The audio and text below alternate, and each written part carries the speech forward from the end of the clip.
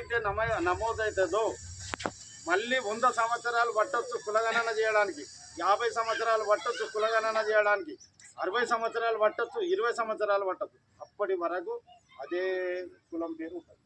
అంటే దీనివల్ల ఏమవుతుంది? సంఖ్య తగ్గిపోతుంది. మన కులం ఇదివరకే సంఖ్య తగ్గింది. 2011 జనాభా లెక్క ప్రకారం చూస్తే సంఖ్య తగ్గింది.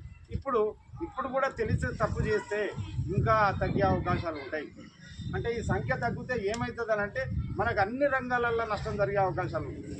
అన్ని రంగాలలో అంటే విద్యాపరంగా కావచ్చు, ఉద్యోగపరంగా కావచ్చు, రాజకీయంగా కావచ్చు, ఆర్థికంగా కావచ్చు, అన్ని రంగాలలో మనకు నష్టం జరిగే అవకాశాలు ఉంటాయని గమనించి ఎట్లయినా ఎట్టి పరిస్థితులైనా ఇది మనం మార్చాలని ఒక కంకణం కట్టుకొని ఆనాడు జనసంఘంలో కామారెడ్డి జిల్లా నుండి వాళ్ళని తీసుకొని ప్రతి ఇన్ఫర్మేషన్ తీసుకుంటూ దానికి అనుగుణంగా ఆర్డీఓ దగ్గర కావచ్చు, కలెక్టర్ దగ్గరే కావచ్చు, లేదా మంత్రి దగ్గరికి కావచ్చు, నేను మొత్తం పరశురాము, గిర్ని వెంకటు, మన శివ వీళ్ళందరం కలిసి ఈ జిల్లా సమస్యని దాదాపు ఒక 10 మంది మంత్రుల దగ్గరికి తీసుకుపోయినాం. మేము ఆనాడు కులగణన విషయం తీసుకుపోయి క్లియర్గా చెప్పినాం. సార్ అక్కడ కనుక సరి చేయకపోతే, మీరు సహకరించకపోతే నడి రోడ్డు మీద కామారెడ్డి జిల్లాలో మేము కూర్చునే పరిస్థితి ఉంటుందని కూడా వార్నింగ్ ఇచ్చాం.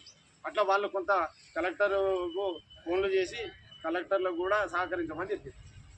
ఈ కామారెడ్డి నియోజకవర్గం ఎమ్మెల్యే వెంకటరమణారెడ్డి దగ్గరికి కూడా వచ్చి అందరం కలిసి పోయి మాట్లాడి వివరించి చెప్పాం.